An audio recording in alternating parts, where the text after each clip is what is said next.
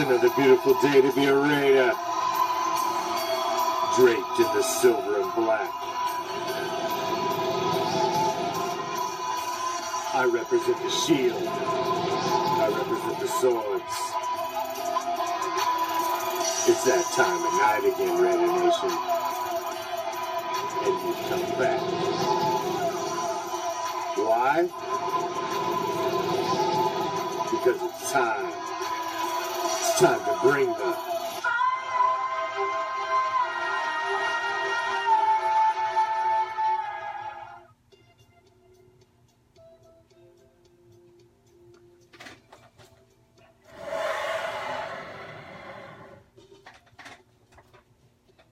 What's up, Raider Nation? I'm the Commish, coming to you live, as always, from Hardcore Challenge Live Studios. Where is that? Might you ask? Well, it is no other place except deep behind the enemy line. This is Raider Reaction. And as always, on a Tuesday night, you get the Raider Nation Report with yours truly, the Commish. So, hello Michelle, hello Hot Neil, hello BC, hello T-Courts, hello everybody, new and old. Thank you for joining me. As always, I appreciate any second you spend with me on Raider Reaction. Thank you, my band of pirates. So we've got a lot to talk about. Obviously, you see we're not doing a condensed game at the beginning of the show today on the Raider Nation Report. And there's a reason for that, because I would not want to make you guys sit through a half hour, 35 minutes of that absolute garbage that was put on the field on Sunday.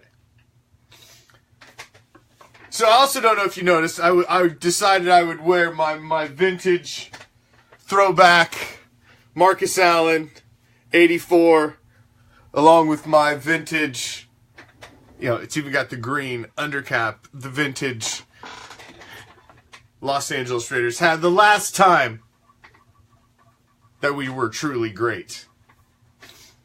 I thought it was fitting tonight for tonight's Raider Nation Report. So I dressed appropriate because I want to talk greatness at some points in the show. Probably the meat of the show. I'd like to talk greatness. But first off, as we do on every Raider Nation Report, we need to digest what happened. We need to look at it objectively, and then we need to bury it, and we need to put it the fuck past us and move on.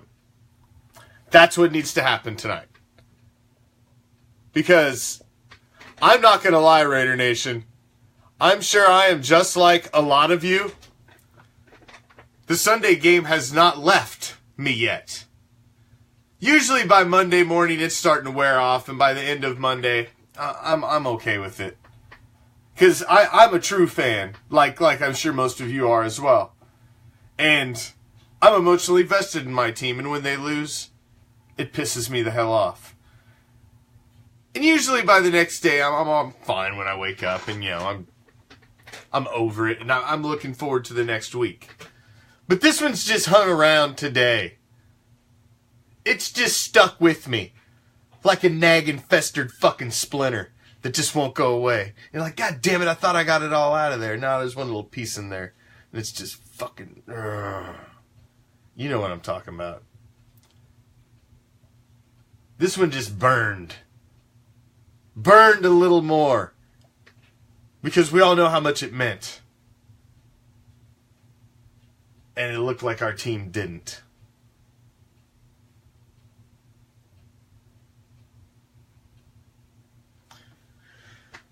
So let's discuss what happened in KC.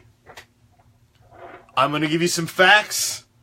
I'm going to ask some hard questions, Raider Nation. Because hard questions need to be asked. A 12-14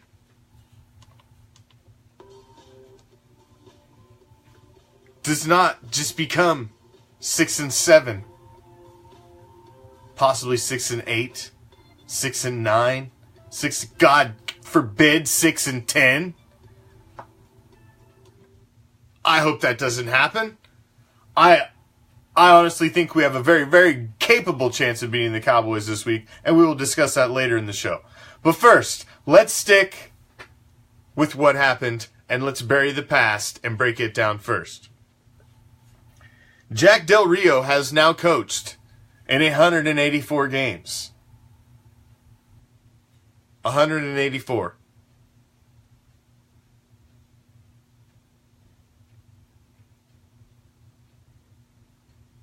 That is more games than any other coach in the NFL history without a division title. Facts, ladies and gentlemen. Jack Del Rio has coached more games in NFL history than any other coach without winning a division title. So, we have to break it down from the top. I don't think it's the general manager. I'm not ready to look that far up the chain yet. I don't think the problem is that big yet. But we need to start looking at the head coach and down to see where the problem is. From the head coach down the hierarchy, you have your coordinators, defensive and offensive. Of course, you've got your special teams guy, but it's the third phase of the game, and obviously the least important. But your offensive and your defensive coordinators, obviously your right and your left hand. The defensive coordinator was fired. He was questionable coming into the season. They did not produce. They let him go. Pagano has now come in, and I've seen improvement. Statistically, the numbers show improvement. So you can't argue the fact that there hasn't been. You can argue the fact whether you like Pagano, you like his schemes, you like the way the style he's going to bring. You can argue that all day long, but so far, in a very short, small sample size, the defensive coordinator position has been improved. Now, the offensive coordinator has obviously been the position that has been questioned since the start of the season. It was the big change. Exactly, Michael. Exactly. Stats prove it. They have been bringing the heat. They have been stunning. They have been blitzing. The scheme is different. Defensively, they're rolling the dice more. And they're coming up big. A lot more because they're taking the chance more. On offense, we don't take the chance. We dink, we dunk, we throw screen passes, we throw it behind the line of scrimmage when we need 12 yards on third down. That's the type of shit we do on offense.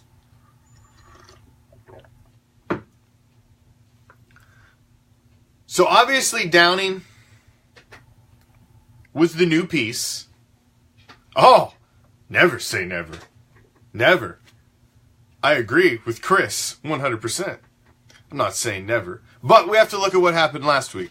That's really all I'm doing right now. I want to look at what happened last week. After the fallout, Del Rio backs Downing, says he is good through the end of the season. Which I have been saying for weeks that we are not going to release Todd. You can't change. If you're changing offensive coordinator at any point this late in the game in the season, you are giving up on the season and saying the said season is now over. You have completely down to your last freaking resort.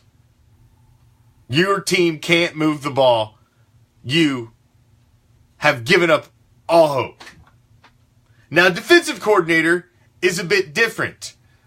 Yes, you have plays, sets on defense, what have you, but it is reactionary as well. As you are dictated by what the offense is doing, you don't have the ball. You are not trying to physically move the ball down the field as a unit. So it is a little more individual on the defensive side, a little easier to change the coordinators due to the way the players have to react off of what he's doing.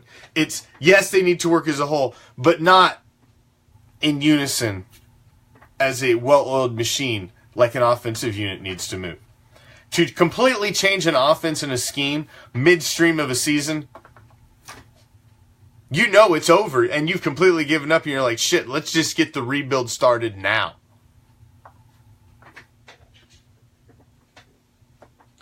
So, exactly. You at this point in the game, it would be catastrophic to the team. It would be bad for morale. And it just, as a whole, there's no positive way to make a cut with Del Rio, to make a cut with the offensive coordinator, Todd Downing. No way. You ride that out to the end of the season. Hopefully somehow they catch lightning in a bottle over the last 3 weeks, and we ride into the playoffs on a tiebreaker. Because that's what it's going to come down to. That's what it's going to come down to. It's going to come down to tiebreaker action. Possibly. If we get in, that's what it's going to come down to. And we'll get into that in a minute. But I want to ask some difficult questions. I want to ask some hard questions, Raider Nation. And I'll appreciate your input. Because these are tough questions that we have to start asking. Last year, our team went 12-4. We did not win the division. We overachieved what most thought we were going to do. We flew in under the radar. We came back in almost half of our games and won over a handful of them in the fourth quarter with heroic comebacks. We were the cardiac kids. We were the comeback kids. We were one of the Cinderella stories of 2016. And then it happened.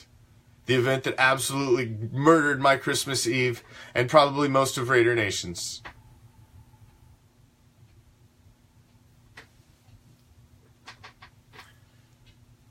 So now that season is over. That story was written for, unfortunately, the Cheatriots. The story belonged to them. They own the 2016 story. I thought for sure the story that would be written this year would be Derek Carr picking himself up out of the dirt, the team coming in pissed, ready to conquer the world in 2017. But unfortunately, what has happened is we have faced the bitter realization that it is much, much, much harder to win when you are expected to win than it is to win when nobody's expecting you to win. When nobody's expecting you to win, you can play loose. You can roll the dice. You go out there with a chip on your shoulder, ready to prove something to the world. Once you feel like you've proved something a little bit, and now everybody's gunning for you. Now you're a bullseye on people's schedule. Now they're game planning specifically for you. They're watching tape of you weeks before you come up. They're ready for everything that you do. They have a whole season of tape on you and what you did last year.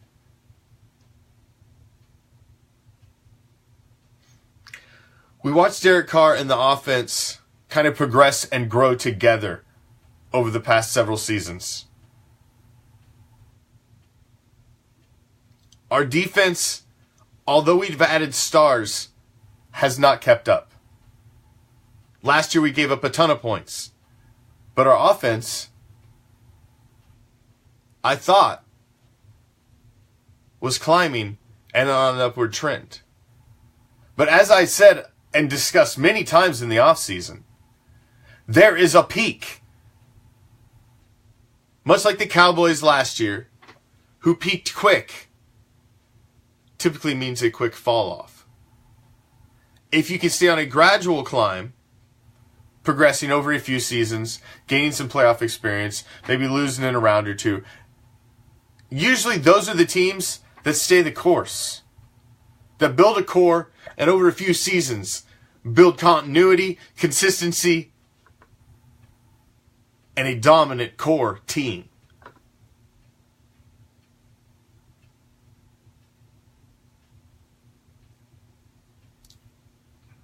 With what I've seen this season, obviously everybody questions the offensive coordinator.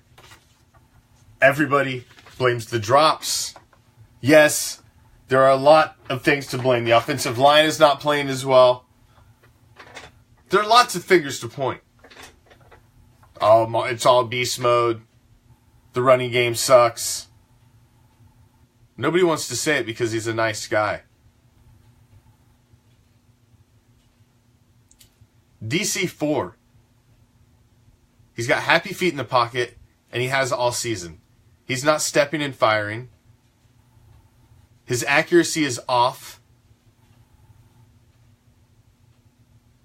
His working through his progressions seems off. He is not the same player he was last year. Why?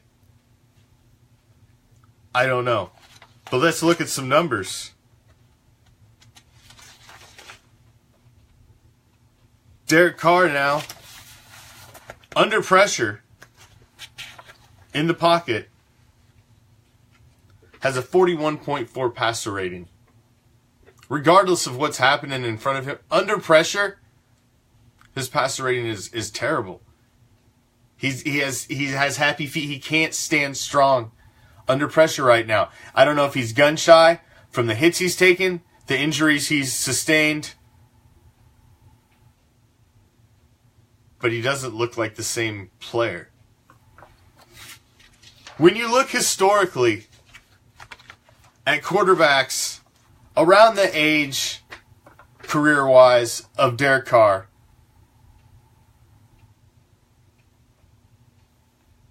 this is the point where we start to see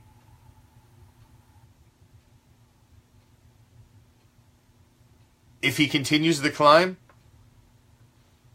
or if last year was the peak. Now we've plateaued. And there's never a progression. That's what happened. That's what happens. I can give you a laundry list of guys who have played in the season a couple years, make the playoffs once, and never, ever, ever see it again. A list of guys.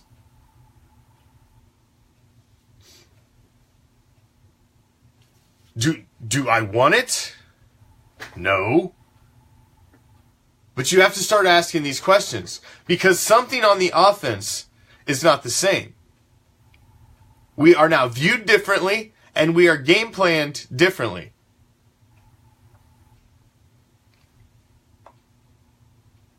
And he is under a different kind of pressure than he's ever seen in his career.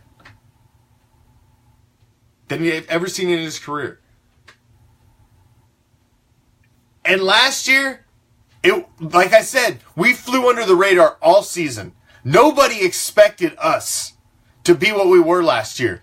It was good times. It was fun times. It was good feeling all season long. All season long. You know, y'all remember. Last season, it was great. All season, Raider Nation was hyped. All freaking season. You remember how it was? Well, now, it's different. Now the adversity's on this season. Because this season, you came in expected to make the playoffs. Nobody was going to throw you a fucking parade just because you made it anymore. Now, the team came in expected to win the division and challenge for it.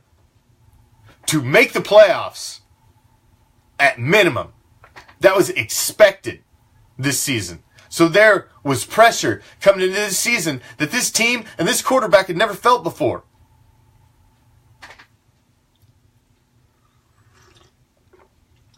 Now, they talk about it at every combine, every scouting report. They talk about the intangibles that a guy has.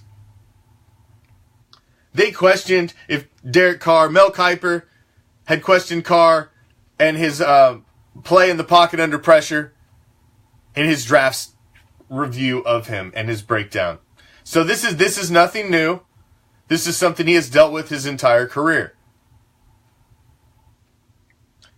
But it's intangibles when you're talking about a quarterback in the quarterback position.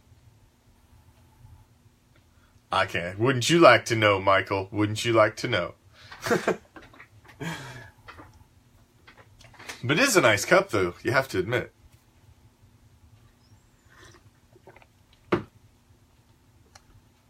But the intangibles, when it comes down to a quarterback, and what sets apart a Pro Bowl, All-Pro quarterback, good regular season quarterback, journeyman type, and the greats, is, yes, you may have a great arm. Yes, you may have fantastic eyes and you can pick apart a defense. You can read zones.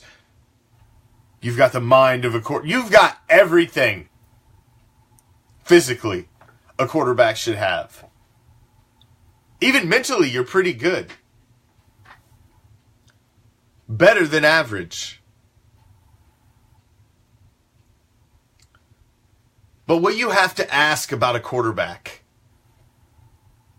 comes down to really one question.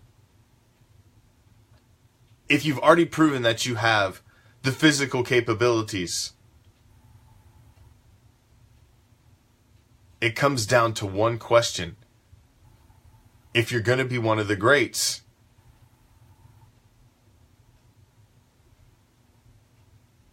yes, you're a great quarterback, but are you a leader of men? Are you a leader of men? Can you go into a huddle of millionaires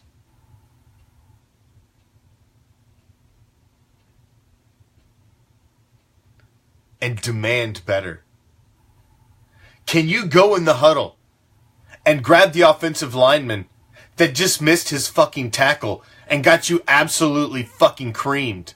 Can you grab him by the face mask and tell him, hey, how about next time you get your fucking block? And let's get this drive going.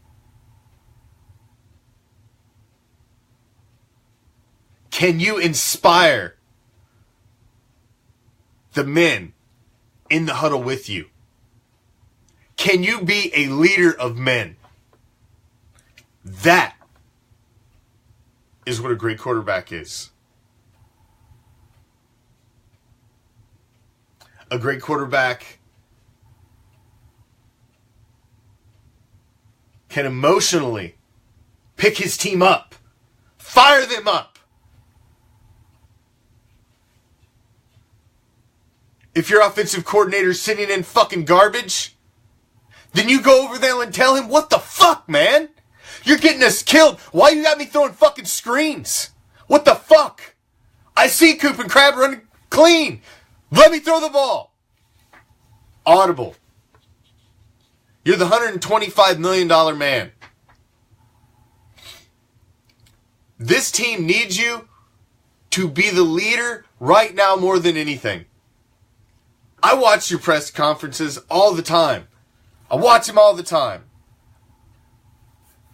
I don't see the fire and the passion. I don't see the pissed offness that I want to see. Yes, he's a great quarterback, man. I've been behind this kid from the start.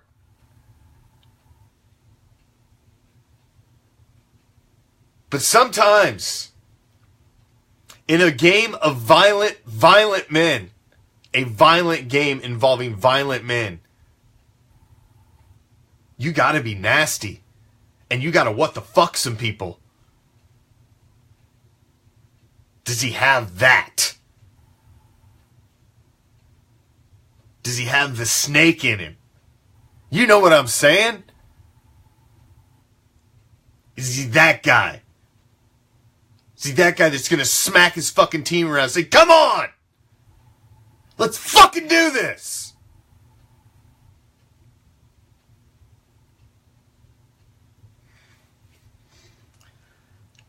That's what I want to see. I haven't seen that passion.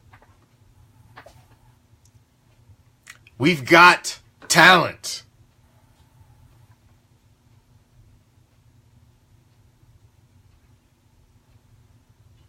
We've got talent.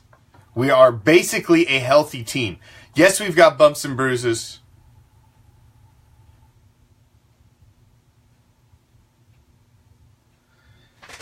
Well, I don't think it has anything to do with the fact that he's religious, Hot Neil. He is a Christian, yes. So are a lot of people. But if you're going to play and be in the profession that you're in, that your religious preference should have nothing to do with it. It doesn't matter. That shouldn't be a determining factor.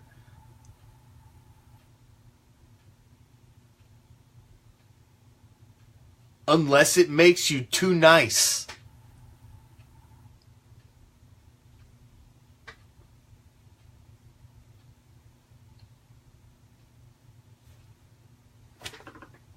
It's possible. That's the golden question. Are you a leader of men?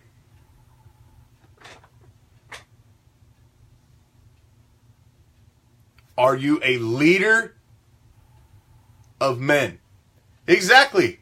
Michael's correct.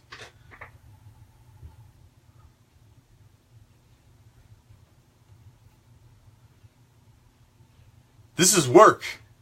This is business. This is a do or die business. Being an NFL professional athlete, you have a shelf life of about that fucking long. There's no bullshit, man.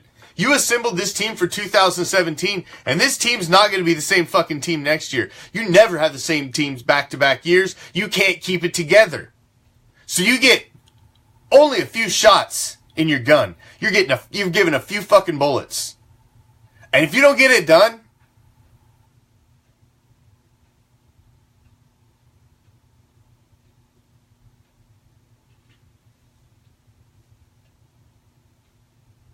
yeah, exactly. Is it religion?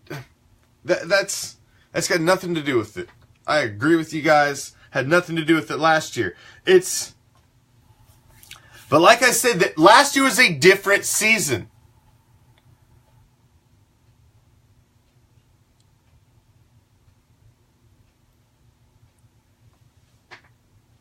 It's a different season. Last year, the hype train was going. Everybody was feeling good. We were performing better than expected. Things were going good.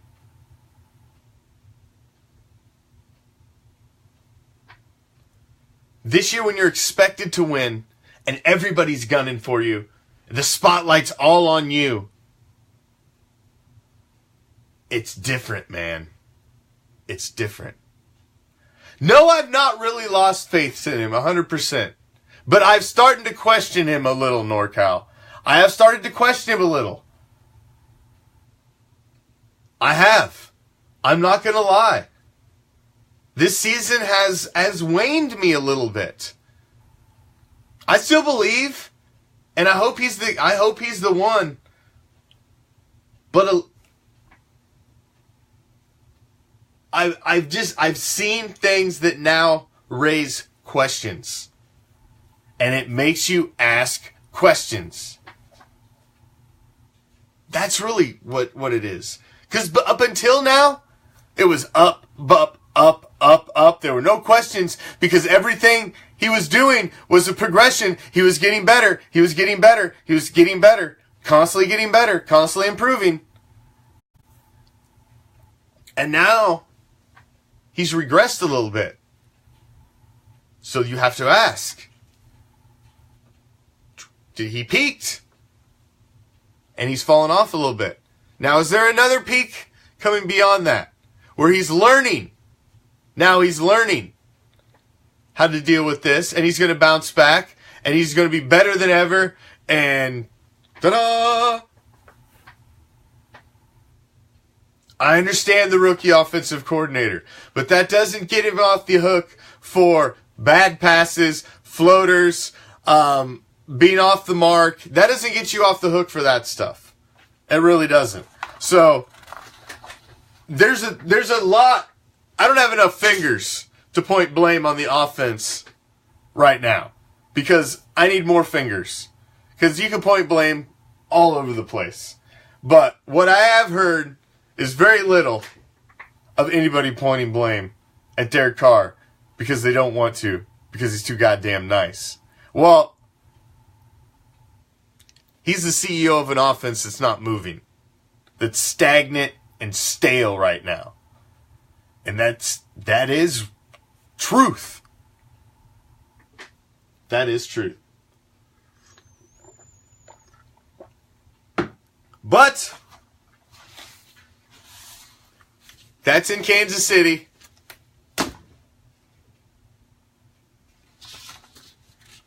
And let's fucking leave it in Kansas City.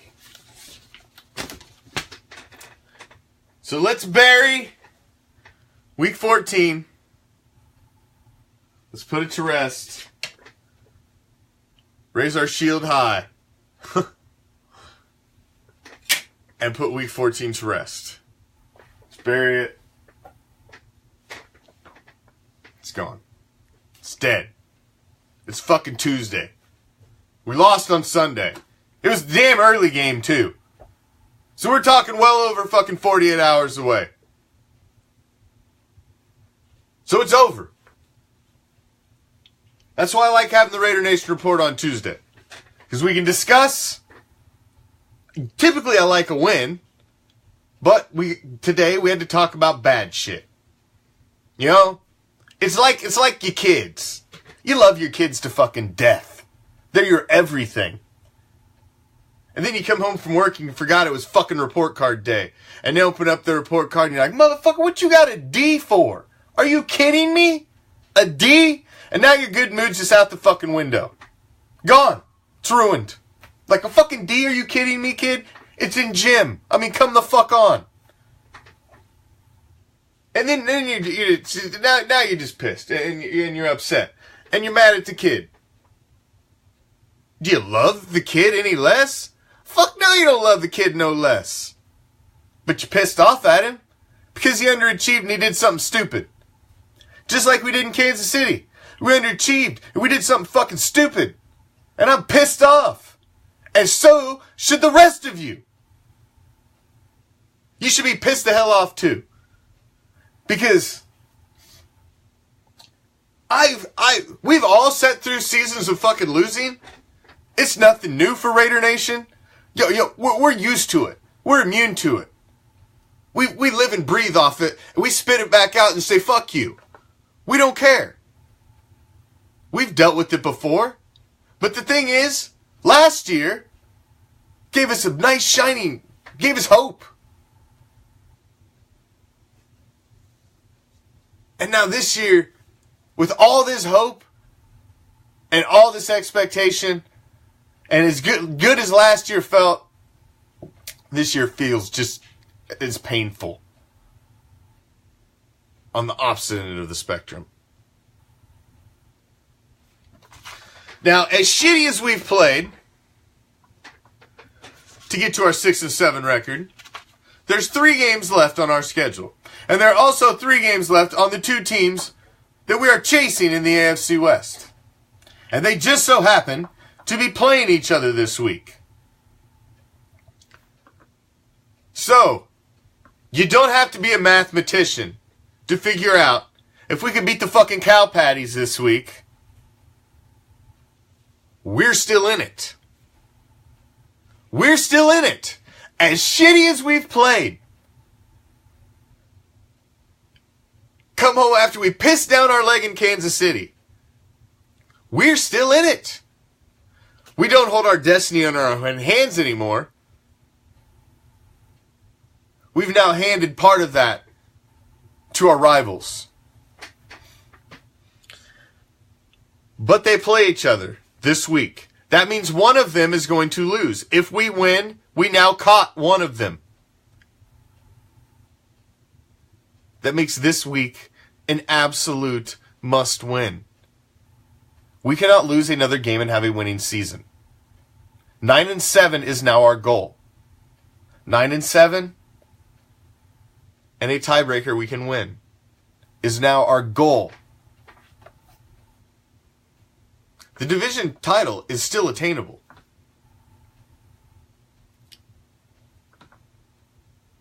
Still attainable. Because we play the Chargers in the final week. So depending on how things shake out,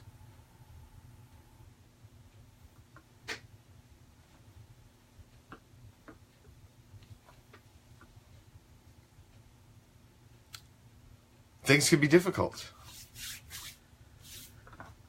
And if we lose a couple games down this stretch and end up with a record, a sub 500 record, this team could possibly implode.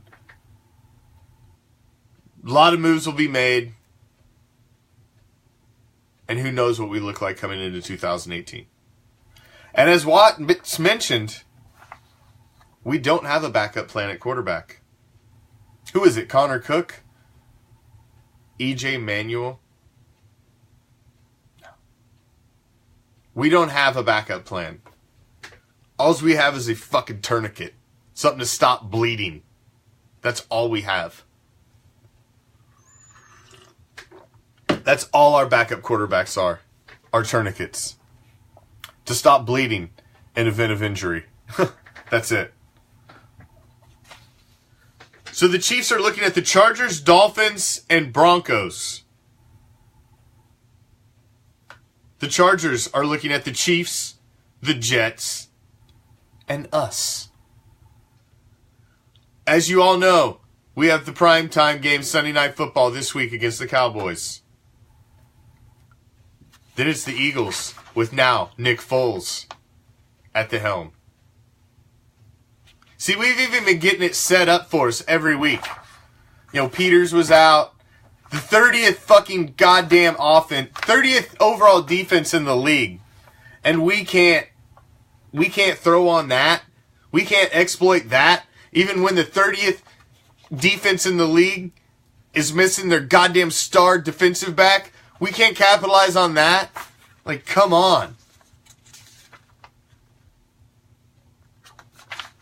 Looking historically as we match up with the Cowboys, we lead the historical series 6 games to 5. We are 3-3 at home, 3-2 on the road. The Cowboys have won our last 2 meetings.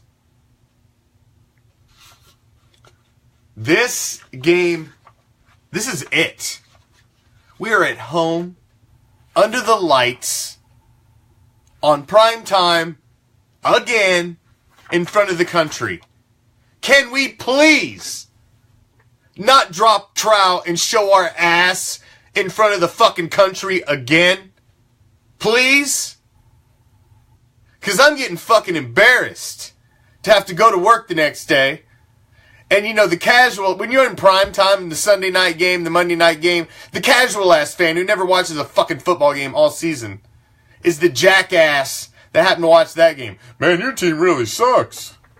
Yeah, you fucking douchebag. You just want to dot his eye. You know, and that's happened way too much this season. Our primetime games have been embarrassing.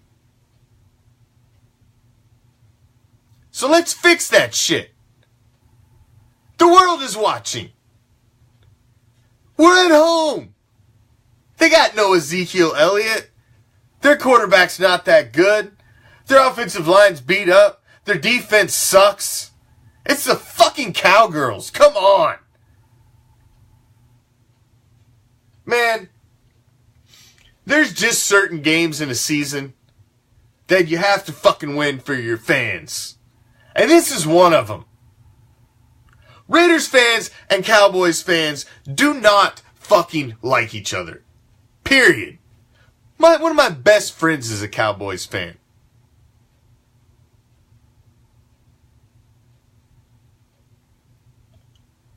This is just one of those games that you owe us. You owe us. You owe Raider Nation this fucking win. You own Raider Nation this win. You need to make up for what the fuck you gave us in Kansas City last week. People travel from all over the country to that shithole. Fucking cold ass place. Ain't nothing there but fucking barbecue.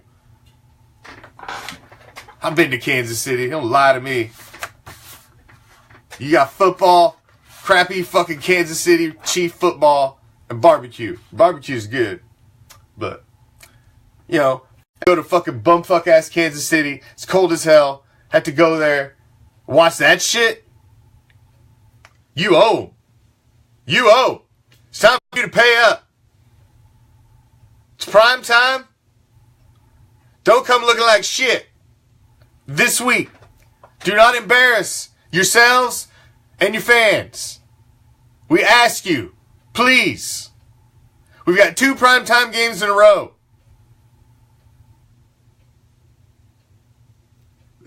Let's not leave this season in that manner. Let's not leave that season in that manner.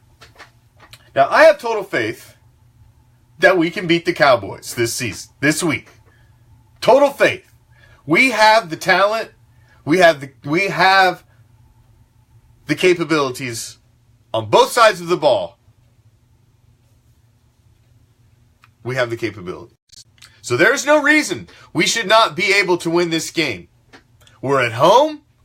If you can't get jacked up for this one, man, it's prime time. It's under the lights. It's at home. It's in front of the nation. You've got it's the Cowboys. It's the Raiders. It's teams that you never play that often. It's the big NFC team. This is a big matchup. These were the 2 hottest teams last year. Everybody wanted this matchup. This was the 2016 matchup everybody fucking wanted. Here it is. Here it is. If you can't get up for this game, if you can't nut up and show up for this fucking game, then 2017 is lost. It is dead. And fucking start playing some rookies and shit the last 2 games because it's fucking over. And let's start seeing what the rest of the guys can do. Fuck it. Because if you can't show up at home on prime time,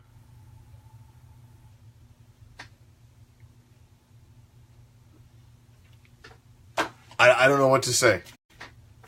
I don't know what to say. This is it. This is all you held your destiny in your hand last week. You're holding on to just a little bit of it this week. So we've got to get it done. This is a must win. Must win on so many levels. So many levels. So many levels. Dak Prescott has not looked good. He's been serving up a lot of interceptions as of late.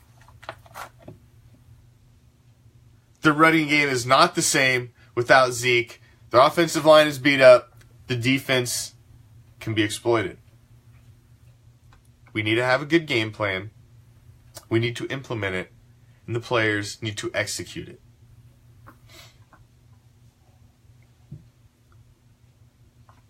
Will that happen?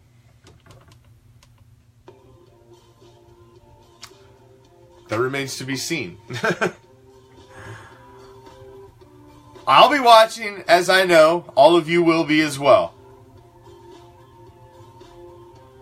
We were talking about it earlier. The admins, Raider Reaction admins, myself.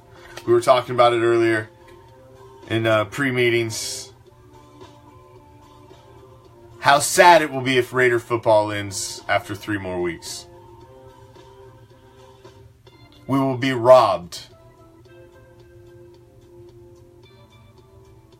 of a postseason that we should have had. How sad it will be if we only have 3 more weeks of Raider football. There's a possibility if we don't win on Sunday, that we wake up in 2018 on January 1st and we don't have any more Raider football until August. It's a scary, scary thought. Because our last game is on the 31st. The last regular season game. I said 13-3, CL.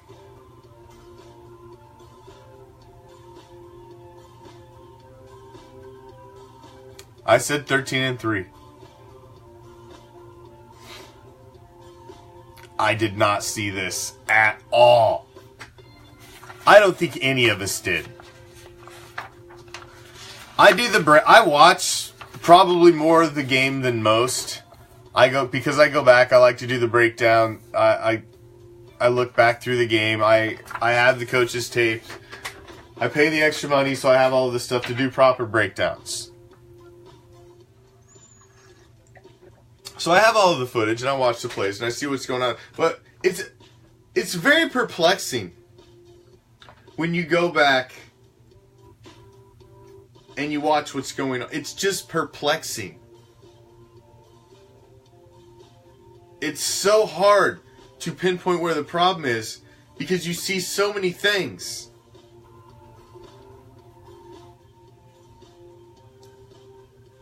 It's impossible to put your finger on it.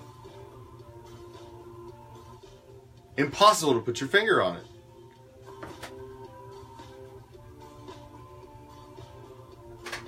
It makes us start to ask hard questions.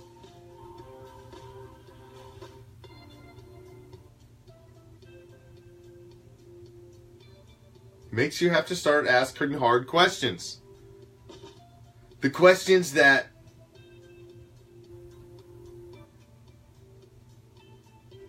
you typically don't want to answer. But you have to answer them. Thank you guys all for joining me. I appreciate it. As always. And I will finish the show tonight, as I do all of my solo endeavors on Raider Reaction, with a WTF. So don't you go nowhere just yet, because we still got 8-9 minutes of show left. But I did want to mention a couple things. Make sure you check out our Twitter. We're trying to get more involved on the Twitter. I'm a little old, and I'm a little late to the Twitter game, so I'm trying to figure it out. So bear with me. But please follow along on the Twitter with us. Also, please subscribe to our YouTube channel, Hardcore Challenge Live Studio Webcasts. It's where all of the webcasts produced in Hardcore Challenge Live Studios are archived. Typically directly after the show airs. Within about an hour, they're posted up there. So make sure you check that out as well. We've got a solid lineup of shows for you the rest of the week. Tomorrow night, it's myself and NorCal Raider Rick on Ghost to the Post, Silver and Black Coast to Coast edition, as we'll rip through all of the hot Raider news, as well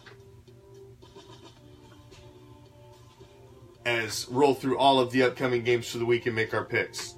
And then on Thursday, we're supposed to have it last Thursday, but we had some scheduling conflicts. But this Thursday, my first official in-studio co-host. As my co-host for the past 3 weeks on location, the captain joins me in studio, as he will every Thursday, through the remainder of the season and beyond, as my new co-host on Raider Nation Ricochet. As NorCal moved to Wednesday to do Ghost to the Post with me as a full hour co-host, the captain is now capably filling his spot on Thursday night.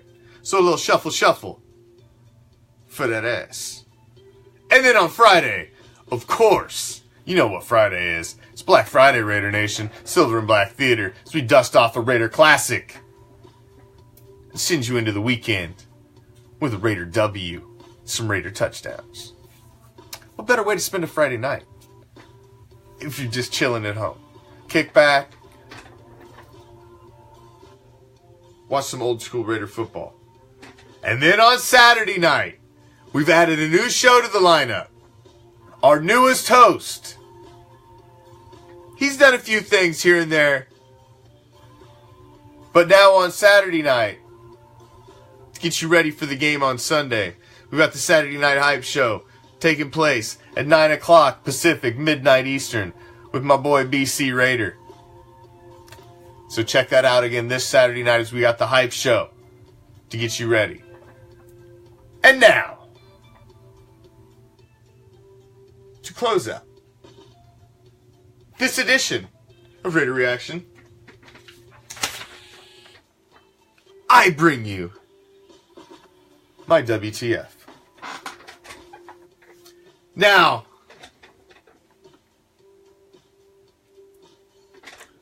being an athlete out on the field, out in front of everybody, I'm sure is a difficult thing.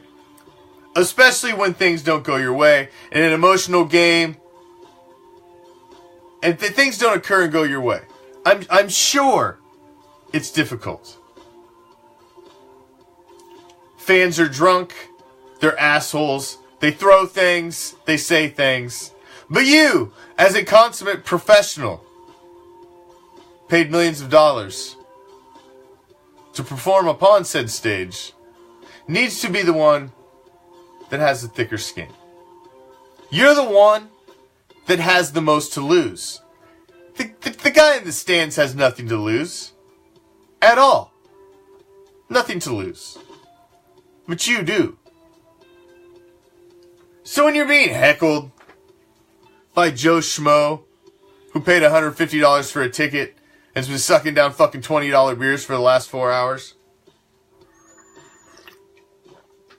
you have to be the bigger man and walk away.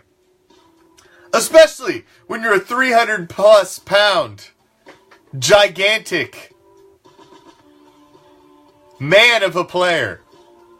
And know you will absolutely, completely crush any fucking buddy you put your hands on in that stand. You know it. They all know it.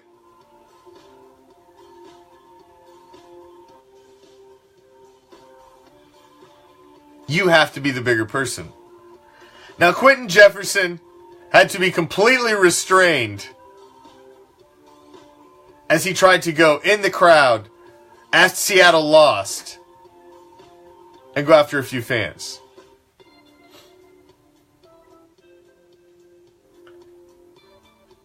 He was not having it with the Jags fans at all. But you can't do that. You don't want to be that guy. There is nothing positive that can come from that outcome. Now, on the other side of the spectrum, because of course you've got the athlete that is the one being aggressed against, but what about the aggressor? What the fuck do you get? What do you got? You should be happy as hell about the win. Why are you verbally assaulting and throwing shit? If you're upset at your own player, why would you verbally assault them and throw shit at them? Why would you verbally assault and throw shit at any player on the field?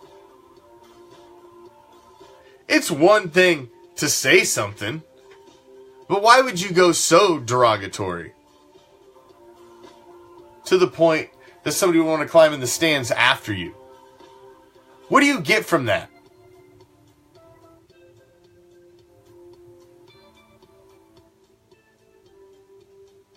That one I don't get.